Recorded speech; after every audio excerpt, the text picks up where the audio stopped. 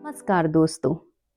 अगर आप हिंदी साहित्य में एक अच्छी लव स्टोरी पढ़ना चाहते हैं तो आप शरत चंद्र चट्टोपाध्याय जी की बहुत ही प्रसिद्ध उपन्यास बड़ी दीदी को पढ़ सकते हैं।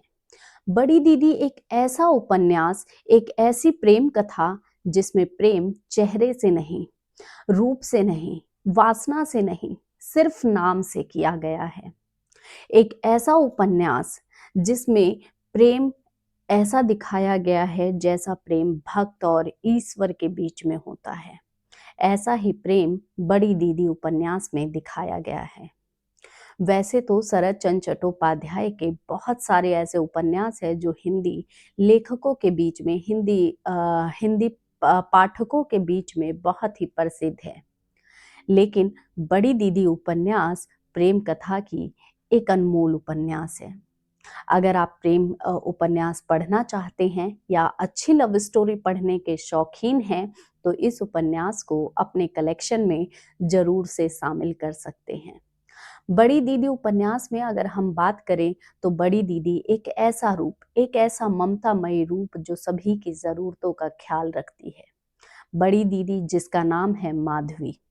माधवी हालांकि उम्र में सबसे छोटी है, अपने घर में बहुत से लोगों से छोटी है, जो उनके घर में काम करते हैं, उनके नौकर चाकर सबसे छोटी है, लेकिन फिर भी लोग उसे प्रेम से ममतामयी के रूप में बड़ी दीदी के नाम से संबोधित करते हैं। बड़ी दीदी बहुत ही कम उम्र में विधवा हो जाती है और विधवा होने के पश्चात वो अपने पिता के घर कलकत्ता वापस चली जाती है। जब वो कलकत्ता जाती है वहीं पर उसकी मुलाकात सुरेंद्र नाथ से होता है। सुरेंद्र नाथ जो कि अपने घर से भागकर कलकत्ता पहुंचता है, उसके घर से भागने का कारण होता है कि वो विलायत जाकर पढ़ाई करना चाहता है, लेकिन उसके सौतेली माँ और उसके पिता के द्वारा मना कर दिया जाता है, क्योंकि उनका ख्याल होता है कि सुरेंद्र नाथ अपना कोई भी काम अपने आप नहीं कर पाता है। उसे अपने कार्यों को पूर्ण करने के लिए दूसरों की आवश्यकता होती है, इसलिए उसे मना कर दिया जाता है। इस गुस्से के कारण वो कलकत्ता भागकर पहुंच जाता है। जब कलकत्ता में वो 3-4 दिन भटक लेता है तो वो किसी के बताए जाने पर वो बड़ी दीदी के घर पहुंचता है। जब वो बड़ी दीदी के घर पहुंचता है तो उनके पिता के द्वारा उसे अध्यापक के रूप में बड़ी दीदी की छोटी बहन को पढ़ाने के लिए रख लिया जाता है। जब सुरेंद्र नाथ घर में पहुंचता है तो उसे मतलब नहीं होता किसी से, ना उसका पढ़ाने में मन लगता, पर वो सारे दिन अपनी पढ़ाई करता रहता है। बस उसे इतना पता होता है कि इस घर में एक बड़ी दीदी है जो सभी की ज़रूरतों का ख्याल रखती हैं, इसी तरह उसकी ज़रूरतों का भी ख्याल रखा जाता है। अगर उसे कोई भी ज़रूरत समझ में आती है तो ना वो समय देखता, ना दिन देखता है, बस वो बड़ी दीदी को कहलवा भेजता है और उसकी ज़रूरतों को पूरा कर दिया जाता है। एक दिन जब बड़ी दीदी तीर्थ पर जाती हैं तो सुरेंद्र नाथ को एहसास होता है कि बड़ी दीदी घर पर नहीं है और वो परेशान हो जाता है। बड़ी दीदी की छोटी बहन से, यानी कि माधवी की छोटी बहन से सुरेंद्र नाथ पूछते हैं कि बड़ी दीदी कहाँ गई हैं। तो उसे पता चलता है कि बड़ी दीदी तो 3 दिन से तीर्थ पर गई हुई हैं। तो वो विचलित होकर उससे पूछता है कि कब आएंगे, तुम उन्हें पत्र लिखो। तो छोटी जो बच्ची होती है वो कहती है ठीक है।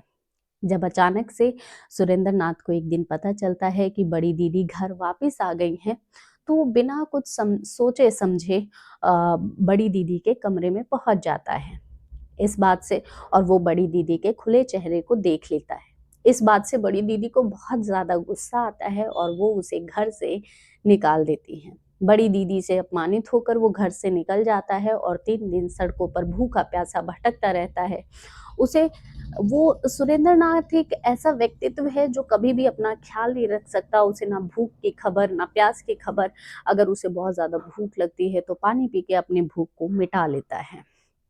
ऐसे ही एक दिन जब वो कलकत्ता में भटक रहा होता है बड़ी दीदी के घर से जाने के बाद, तो उसके ऊपर एक तांगे वाला चढ़ जाता है और उसकी सारी पसलियां टूट जाती है और उसे अस्पताल में भर्ती करा दिया जाता है। हालांकि उस समय वो जी जाता है, उसका जीवन बच जाता है, लेकिन उस टूटी हुई पसलियों का रोग उसे हमेशा सहना पड़ता है और यही टूटी हुई पसलियों का दुख बाद में उसके अंत का कारण भी बनता है। जब उसके सुरेंद्र नाथ के पिता को पता चलता है तो वो उसे वापस कलकत्ता से अपने घर ले जाते हैं। वहां ले जाकर उसकी शादी शांति से करवा दी जाती है।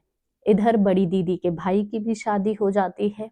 भाभी के आने से जो बड़ी दीदी का कंट्रोल था घर के ऊपर से धीरे धीरे खत्म हो जाता है और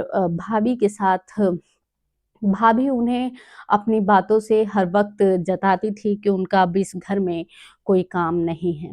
इसी बात से खिन्न होकर बड़ी दीदी वहां से जाना चाहती हैं।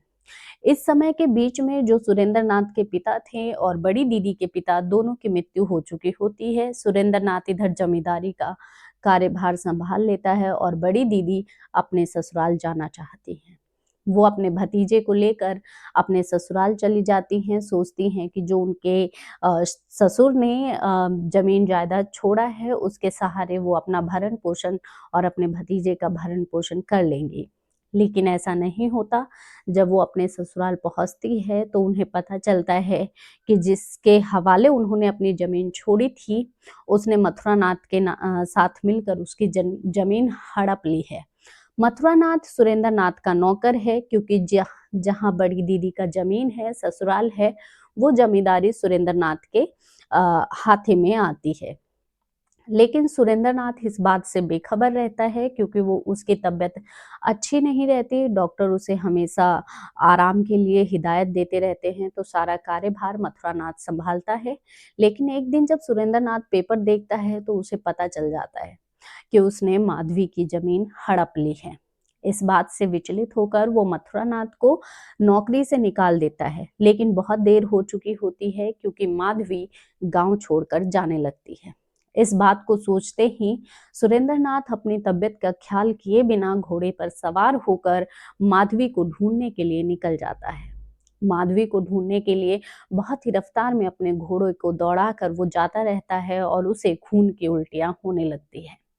आखिरकार वो अपनी बीमार हालत में भी माधवी को ढूंढ लेता है और जब माधवी को वो ढूंढ लेता है तो पहली बार उसके चेहरे की चमक को बहुत ध्यान से देखता है। उसकी गोद में सुरेंद्र नाथ अपना सर रखकर बेहोश हो जाता है और खून की उल्टियां करते रहता है। बड़ी दीदी बहुत ही ज्यादा विचलित हो जाती हैं और मलाह को कहती हैं कि मैं अपने गले का कीमती हार तुम्हें दे दूंगी, मुझे जल्द से जल्द जमींदार के घर पहुंचा दो। जब वो लेकर माधवी सुरेंद्र नाथ को लेकर उसके घर पहुंचती है तो वहां भी सुरेंद्र नाथ माधवी के गोद में अपना सर रखकर खून की उल्टियां करते रहता है। शांति जो कि सुरेंद्र नाथ की पत्नी है उसके चरणों में बैठी रहती है। अंत समय में सुरेंद्र नाथ माधवी के कानों में कुछ कहता है कि जिस तरीके से एक बार तुमने मुझे अपने घर से बाहर निकाला था मैंने भी तुम्हें निकाल दिया, मेरा बदला पूरा हुआ।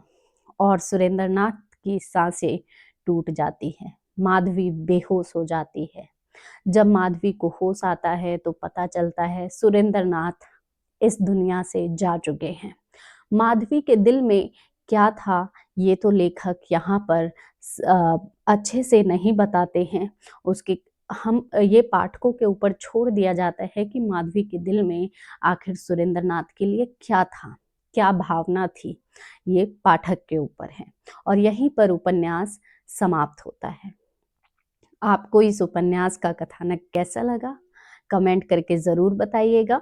मेरे द्वारा दी गई जानकारी अगर अच्छी लगे तो मेरे चैनल को लाइक शेयर सब्सक्राइब करें और बेल आइकन को जरूर से प्रेस कर दें ताकि आगे आने वाले वीडियोस के नोटिफिकेशन आपको मिलते रहे और आप मेरे साथ जुड़े रहें। धन्यवाद।